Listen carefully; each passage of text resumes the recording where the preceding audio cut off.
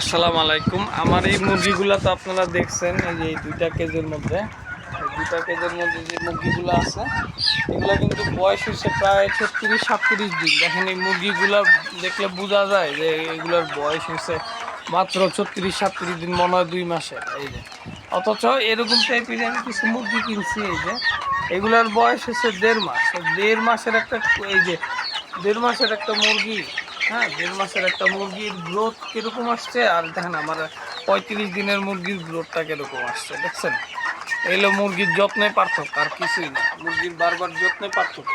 আর এখানে 80টা এগুলো ছিল অর্ডার দেওয়া। দেখেন এই মুরগির গ্রোথটা কী অবস্থা, আর আমার মুরগির গ্রোথের কী অবস্থা। আমার মুরগির হচ্ছে কত ভালো গ্রোথ আসছে, যে 35 দিন বয়সে কত ভালো গ্রোথ আসছে, কিন্তু কত সুন্দর গ্রোথ আসছে।